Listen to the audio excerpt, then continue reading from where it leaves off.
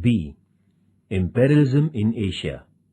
By adopting various ways, the European nations imposed imperialism on the Asian nations, that is, India, China, Japan, Myanmar, Burma, Indonesia, Malaysia, Philippines, and Thailand, also known as Siam. Imperialism in India. The Portuguese. Vasco da Gama, the Portuguese sailor, came to the Calicut, port of India, via South African peninsula in the year 1498 AD. Calicut is a port on the western coast of India. Vasco da Gama was allowed business concessions by King Zamorian. The Portuguese initially had great importance in the Indian politics. However, the Portuguese tried to propagate their religion, expand their rule, and business at the same time. Therefore, they couldn't set up an empire in India. They got restricted to Goa, Diu, and Daman Islands only. The imperialism in China. China is the biggest nation in terms of population in the Asian continent. It was considered to be a dominant nation till the second half of the 18th century. The Chinese people believed their culture to be the most superior of all the cultures in the world. It was the Manchurian from 1644 to 1911 which was held responsible for allowing a gigantic China to be brought under the reign of the Europeans. The Portuguese, who came to China via the sea route, were the first European traders there. They alighted at the Canton port of China in the year 1517. They were allowed concessions within the Canton port. Later on, the Portuguese captured the Macau port. After the Portuguese, the traders from France, England, in China. The coastal region of China was used by them for setting up commercial centers. Nevertheless, China didn't allow anybody to interfere into its internal region for almost 200 years. The Chinese society was molded in the ancient Confucian philosophy. The 8-point regulation announced by China imposed several restrictions on Europeans. Those who wanted to enter into China were made to pay tributes to the Chinese emperor at reconciling with China. China began earning a lot of profit by virtue of selling tea, silk, and China vessels. After the Industrial Revolution, the face of China got drastically changed. The Western goods started to sell in China. For the promotion of trade, the European traders in China established an organization named Kohong. The imperialism in Japan. Japan, a nation located to the far east of Asia, is known as the Land of Rising Sun. The Portuguese, the Spanish, and the Dutch people had been more or less involved in business with Japan from the 16th century. As these people tried to spread Christianity in Japan, they were expelled. Japan became a self-centered nation. The doors of Japan had been closed for the European nations for 150 years. As a result, Japan was known as a recluse, that is, hermit nation. In comparison with the Western nations, Japan was a backward, plutocratic nation. America paid special attention to Japan in 1850. It felt that Japan was a favorable place for business. With this commercial intention, America felt the need of making friendship with Japan. In the year 1852, Commodore Matthew Perry was appointed as a chief of the American Naval Mission to Japan. Thus, Commodore Matthew Perry first came to the Gulf of Edo in Japan in 1853. He made a request to the Japanese government for ensuring safety to the American ships within the marine boundaries of Japan, along with business concessions. The British. With the purpose of initiating business with India, the East India Company was set up by Britain in the year 1600 AD. When the British came to India, North India was ruled by the Mughals. In 1615 AD, the East India Company was permitted to erect a business centre in Surat by Badshah Jahangir. The policy of the company was concerned with only business in the beginning. However, the East India Company started to dabble in Indian politics as the Mughal rule began to show the signs of decline, with intra-dynasty conflicts cropping up after the death of Badshah Aurangzeb. The absolute rule of the British. Lord Dalhousie introduced doctrine of lapse and undertook the mission of merging the local princely states into the British Empire by rejecting the adopted successors in Jhansi, Nagpur, Satara, Sambhalpur, Udaipur, etc. The state of Ayodhya was merged under the pretext of maladministration. Other princely states were deprived of the periodic pensions and brought under the English Empire. Thus, in the 100 years between 1757 and 1857, almost the entire region of India was brought under the governance of England. The rise of British rule in Bengal. The British victory in the Battle of Plassey in 1757 and the Battle of Buxar in 1764 paved a way for the foundation of English rule in India. The expansion of British rule in South India. In the second half of the 18th century, South India had the domination of the Nizam, Hyder Ali, and the Maratha rulers. Hyder Ali was defeated by the British in collaboration with the Nizam and the Marathas. Afterwards, Tipu Sultan, the son of Hyder Ali, too was defeated. There had been 3 battles between the Marathas and the British between 1775 and 1818. Maharji Shinde defeated the British in the first of these battles. However, in the second battle, the British army came off with flying colours. Finally, Bajirao II had to face defeat at the Battle of Ashti at the hands of the English army, and the Maratha rulers were subdued. The Nizam had accepted the subsidiary alliance system. This system forced Nizam to station British army at his cost. Thus, the subsidiary alliance agreement helped the British to expand their territories in India. The power expansion in Punjab. After the defeat of Marathas, except for Sikh power, all princely states in India were under the British rule. It was Maharaja Ranjit Singh who organized the members of the Sikh community.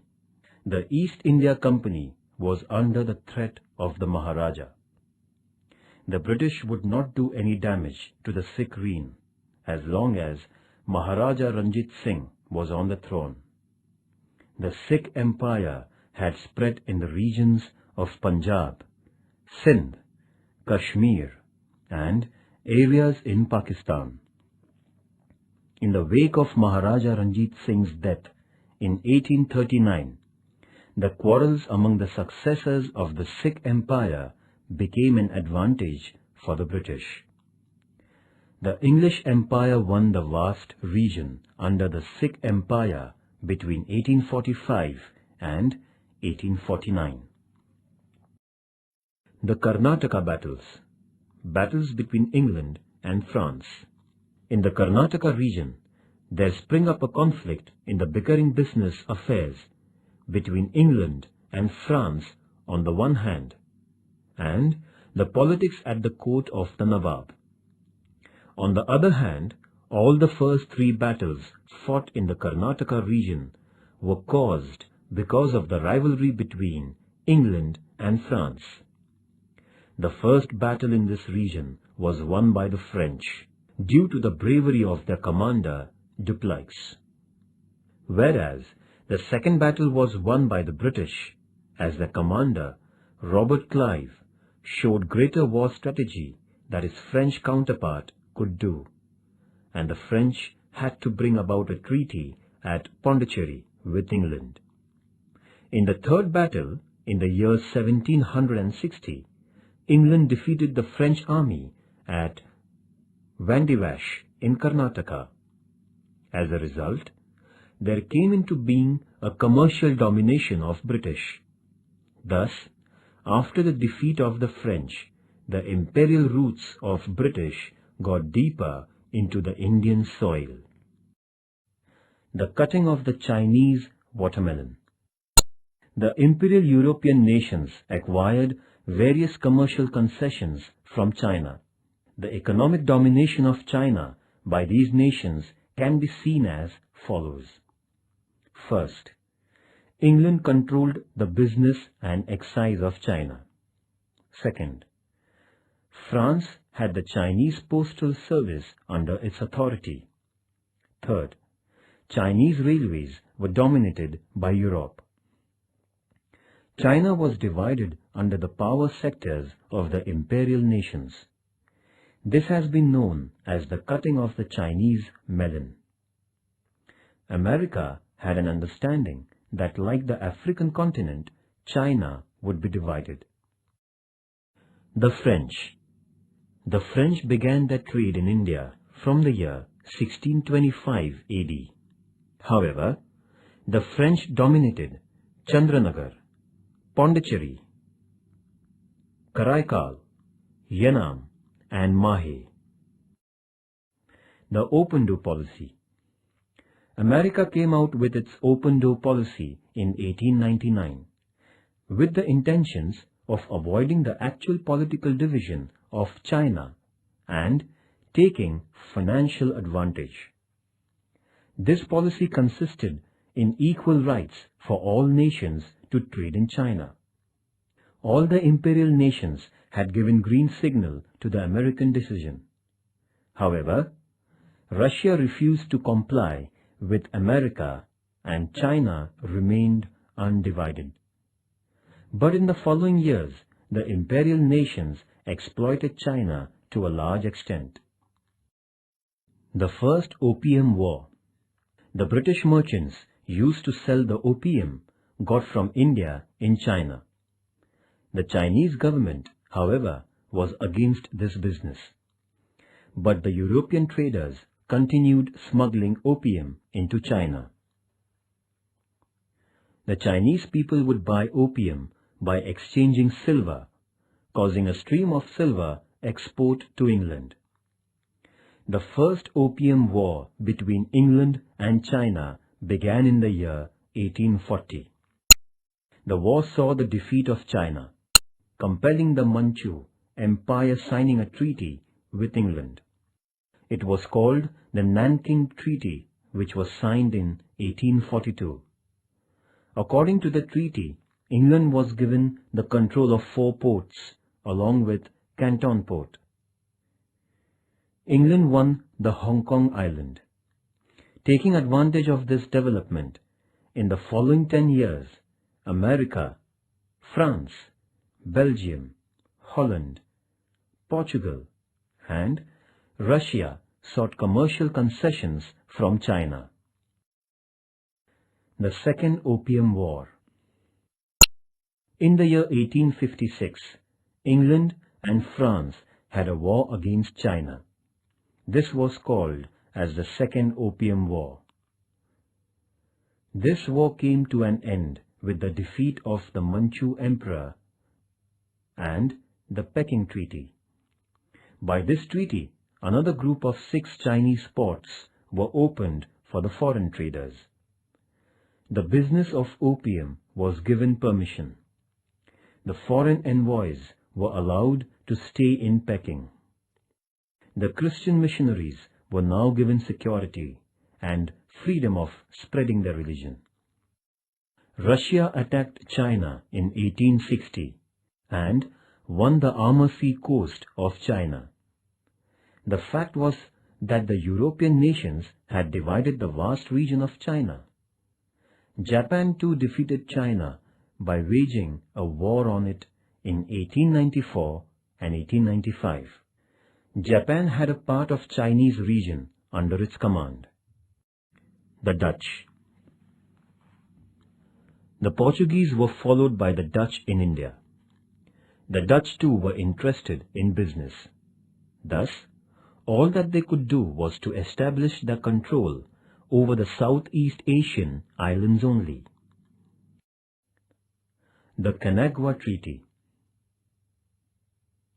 Considering the extent and strength of Perry's navy, then the Japanese Prime Minister Tokugawa Shogun signed a business agreement with America on 31st March 1854 at Kanagawa. According to this agreement, 1. America was allowed entry to the Shimonda and Hakodate ports for procuring wood, coal and water. 2.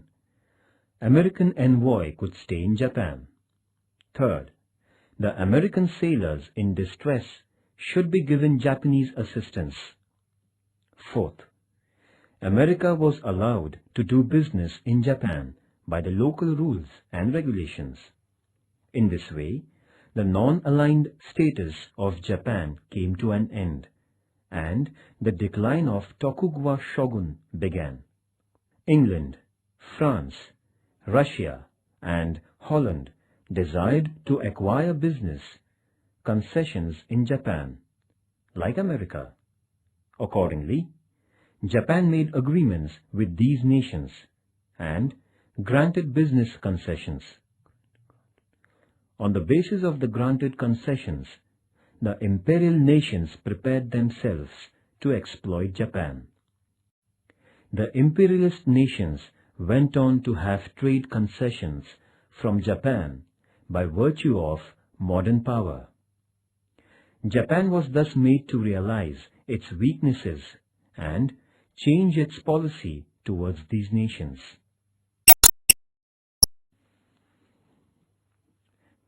It was during this period that the unrestrained shogun governance was subverted by the Meiji Revolution. Japan modernized itself by drastically changing the economic, political, and social fields, seeking motivation from the scientific and artistic development with which the European nations had defeated Japan. After modernizing itself, Japan endeared the policy of imperial expansion. On the one hand, it made an announcement that Asia was for the people of Asia and Japan for the Japanese. And on the other, with a view to imperial expansion, it defeated the powerful nations like China and Russia and annexed regions belonging to China. Japan brought Korea and Formosa under its empire. Japan, the nation which was a victim of imperialism, became a powerful imperial nation in Asia.